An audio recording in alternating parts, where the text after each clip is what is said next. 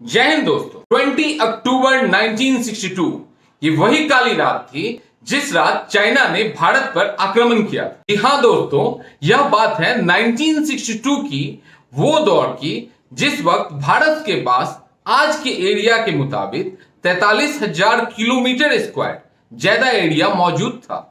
ये वो समय था जिसके शुरुआत से ही चीन ने लद्दाख और अरुणाचल प्रदेश के प्रति अपना रुख बहुत ही आक्रामक रखा था। अब यहां एक बहुत ही इंपॉर्टेंट सवाल यह उठता है कि चाइना आखिर क्यों भारत के एरिया को हथियाना चाहता था। आखिर क्यों चाइना से आने के बाद जवाहरलाल नेहरू जो है तो हिंदी चीनी भाई भाई कहने लगे। इस भीषण इंडियन चाइना युद्ध में कितना नुकसान हुआ, आखिर भारत की क्या क्या गलतियां थी और इतनी तेजी से आगे बढ़ता हुआ चीन अचानक से युद्ध विराम की घोषणा क्यों कर देता है।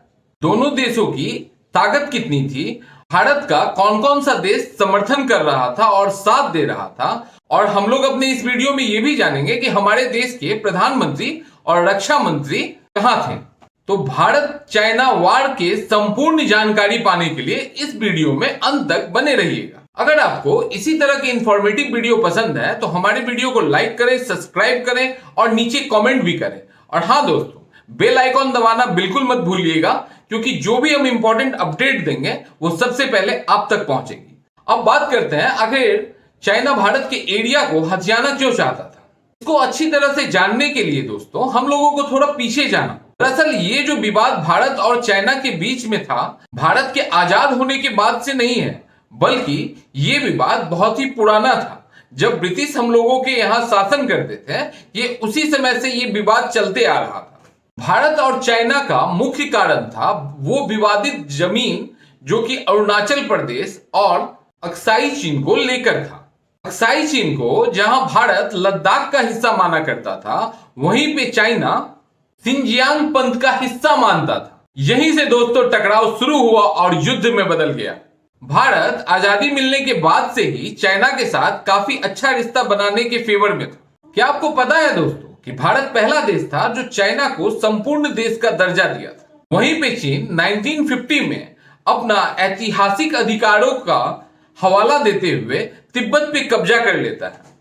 इसके तुरंत बाद ही भारत एक विरोध पत्र लिखता है चाइना को कि हमको इस मुद्दे पे बात करना है। वहीं पे 1954 में चाइना के साथ पंसिल मुद्दे पर समझौता होता है और इसके तहत भारत जो है सो अपना तिब्बत वाला एरिया चाइना को दे देता है। और ये वही समय था दोस्तों जब हमारे प्रधानमंत्री जवाहरलाल नेहरू ने वहां से आते के साथ ही हिंदी चीनी भाई भाई का नारा दिया था। देखिए दोस्तों, भारत जो था सो हमेशा शांति प्रिय देश था। वो हमेशा चाहता था कि एक अच्छा रिलेशन और कोऑर्डिनेशन बना के रखे, लेकिन चाइना तो फिर चाइना था।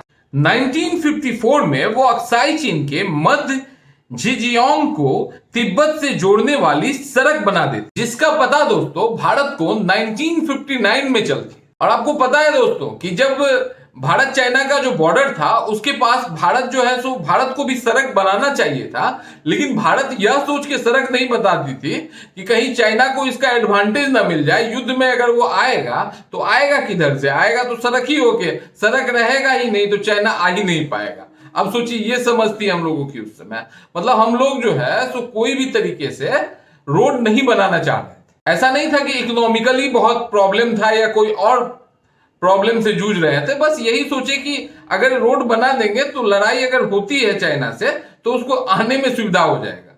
भारत ये नहीं सोची कि हम लोगों को जाने में भी उतना ही सुविधा होगा वहां पे। चीन यही नहीं माना, वो बहुत ही कुटिल था। वो अपने ही नक्शे में, अपने देश के नक्शे में नेफा और अक्साई चीन को दिखाने लगा। नेफा जो आज के समय में अरुणाचल प्रदेश है। इसी कारणवश दोनों देशों के बीच में तनाव और ज्यादा बढ़ गया। अब यहीं से एक नया मोड़ आता है। 1958 में ही तिब्बत में जोरदार विरोध हुआ चाइनीज के प्रति। तिब्बत वाले चाहते थे कि चाइनीज जो है तो उनके एरिया को छोड़ के उनको आजाद छोड़ दे। इसी घटना के बाद 1959 में दलाई लामा जो है सो भारत आए अपने अनुयायी के साथ। जनवरी 1959 में चाइना का जो प्रीमियर था वो पहली बार भारत के नेफा और लद्दाख के 40,000 किलोमीटर स्क्वायर एरिया को अपने कब्जे में कर लिया। इसी के तुरंत बाद 1960 में जेहू एलेक भारत का दौरा किए और उन्होंने बताया कि मैं नेफा को छोड़ देता हूं, लेकिन आप जो है सो अक्साई चीन और तिब्बत पे अपना अधिकार छोड़ दें। प्रधानमंत्री जवाहरलाल नेहरू ने इस प्रस्ताव को साफ साफ इनकार कर दिया, यानी ठुकरा दिया। 1962 के शुरुआत से ही लगातार छोटे मोटे झड़पें होते रहती थी, लेकिन 20 अक्टूबर 1962 को पूरे बल दल के साथ चाइना आर्मी ने अटैक कर दिया भारतीय सेनाओं पर और केवल 4 दिनों में ही नेफा और तवांग पर कब्जा कर लिया। यहां तक कि चीनी सेना तेजपुर आसाम तक भी पहुंच गई थी। 4 दिन के बाद दोस्तों 3 हफ्ते तक कोई खास लड़ाई नहीं लड़ी गई। चाइना ने भारत सरकार को अपनी सेनाओं को 20-20 किलोमीटर पीछे जाने के लिए कहा, लेकिन भारत ने यह कहते हुए ठुकरा दिया कि आप ऑलरेडी 60 किलोमीटर अंदर आ चुके थे। अब देखिए दोस्तों, चाइना कितना चालाक था। एक तो 60 किलोमीटर अंदर आ चुका था हमारे देश में और चाहता था कि भारत जो है तो 20 किलोमीटर और पीछे हट जाए। 14 नवंबर को युद्ध फिर से शुरू होता है और 21 नवंबर को चाइना के द्वारा युद्ध विराम की घोषणा कर दी जाती है। अब यहां पे चौंका देने वाली बात यह है दोस्तों कि जब चाइना इतनी तेजी से आगे बढ़ ही रही थी तो वो जो है सो अचानक से युद्ध विराम की घोषणा क्यों कर देती है। युद्ध विराम की घोषणा के बाद चाइनीज सेना जो थी सो नेफा से तो हट गई, मगर अक्साई चीन से नहीं। चाइना का जो उद्देश्य था वो पूरा हो चुका था। क्षेत्रीय विवादों में वो अपनी शक्ति को सारी दुनिया के सामने दिखाना चाहता था, जिसको वो दिखाने में कामयाब रहा। दूसरा, भारत का जो पॉलिसी था फॉरवर्ड पॉलिसी, यानी आगे बढ़ते रहने की, उसको वो रोकना चाहता था, जिसको वो रोकने में भी कामयाब रहा। और सबसे अहम मुद्दा था दोस्तों कि चाइना को यह भी डर था कि अगर हम लोग ज्यादा समय इस युद्ध में लीन रहे तो कहीं अमेरिका इस युद्ध में ना कूद जाए और अमेरिका से युद्ध में सामना ना करना पड़े।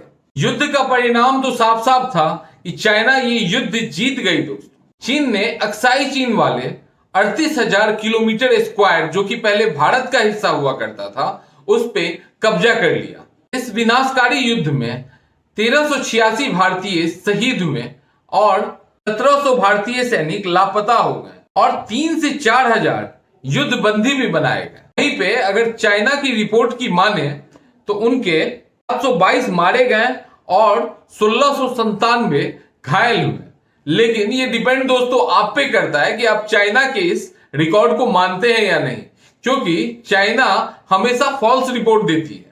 अभी हाल ही में कोरोना को लेके भी जो उन्होंने रिपोर्ट दिया था वो बिल्कुल ही फॉल्स था और एक गलवान घाटी में भी अभी जब ये द्वंद्व हुआ था आपको जून में, तो उसमें भी जो वो रिपोर्ट दिया वो बिल्कुल ही फॉल्स दिया था। अभी जो युद्ध हुआ था, झड़प जो देखने को मिला था जिसमें 20 जवान भारत के शहीद हुए थे, लेकिन ये चाइना ने नहीं बताया कि उनके 40 से 50 जवान शहीद हो चुके थे इस लड़ाई में। तो चाइना कभी अपने रिपोर्ट को रिवील नहीं करती। अब सवाल यहां ये उठता है दोस्तों कि भारत ये युद्ध हार कैसे गया। दरअसल भारत 1962 युद्ध के लिए तैयार नहीं था।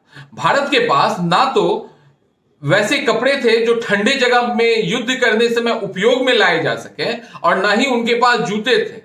वो जो है सो नॉर्मल जूते पहन के वो ठंडे वाले एरिया में युद्ध करने गए और उसके बाद भी बहुत ही बहादुरी के साथ अपना योगदान दिया और युद्ध लड़ा। उनके पास गोलियों की भी कमी थी। एक सेना के पास लगभग 250 से 300 ही गोलियां रहती थी, जो कि अभी के डेट में तो रैपिड फायर गोलियां चलाने में ही चली जाती है। यानी कि उस समय गोलियां की इतनी कमी हो गई थी भारत के पास, जो चाइनीज सेना जो है तो उधर से गोलियां चला रही है और भारत के पास जो वो बंदूक में जो बकेल जो लगी रहती है ना, वो उनका इस्तेमाल करके उनसे युद्ध लड़ा करते। सोचिए, इतनी परेशानी होने के बावजूद भी भारत ने अपना साहस का परिचय दिया और जब तक उनके सांसों में सांस थी वे अपने पोस्ट से न हिले न डिगे। दूसरा कारण था दोस्तों कि भारत उस समय अपना एयरफोर्स का इस्तेमाल नहीं किया। भारत के पास उस समय भी बहुत ही तकनीकी रूप से विकसित उस जमाने के हिसाब से एयरफोर्स मौजूद थे, लेकिन भारत ने उसका उपयोग नहीं किया क्योंकि भारत को कहीं ना कहीं यह लगता था कि कहीं चाइना भी एयरफोर्स का उपयोग ना कर दे। लेकिन चाइनीज एयरफोर्स उस समय तैयार नहीं थी किसी भी तरीके के हमला की। और एक प्रमुख कारण यह भी है दोस्तों कि सरकार की लापरवाही, यानी सरकार ये मान के ही चल रही थी कि चाइना अटैक नहीं करेगा, हम लोगों को युद्ध लड़ना ही नहीं पड़ेगा। इसी कारण से किसी भी तरीके का उन्होंने कोई तैयारी नहीं कर रखी। आपको यह जान के हैरानी होगी दोस्तों कि जिस देश में युद्ध छिड़ रहा था, युद्ध चल रहा था, वहां पे उस देश की प्रधानमंत्री और रक्षा मंत्री विदेश गए, यानी कि यहां पे पूरी तरह से खुफिया एजेंसी की फेलियर है। यानी आईबी जो था तो वहां पे पूरी तरह से फेल हो चुकी थी, जिस कारण से हम लोगों को यह पता भी नहीं चला कि युद्ध होने वाला है और चाइना युद्ध करेगा। हम लोगों को संभलने तक का भी मौका नहीं मिला दोस्तों। ये तो था सिचुएशन दोस्तों 1962 का। अगर आज के समय में युद्ध होता है तो चाइना को मुंहतोड़ जवाब मिलेगा, और ऐसा जवाब मिलेगा जो 1962 का तो बदला होगा ही होगा, साथ में चाइना को बहुत ही भारी नुकसान झेलना पड़ेगा। हम लोग तो अभी अपना जो है सो टैंक, मिसाइल्स, ये सब जाके जो है तो चाइना के बॉर्डर के तरफ भी जाके रख दिए हैं कि भाई साहब अब अगर आप में है एबिलिटी तो आप आइए। तो ये था दोस्तों भारत और चाइना के बारे में हमारा डिटेल्ड एनालिसिस।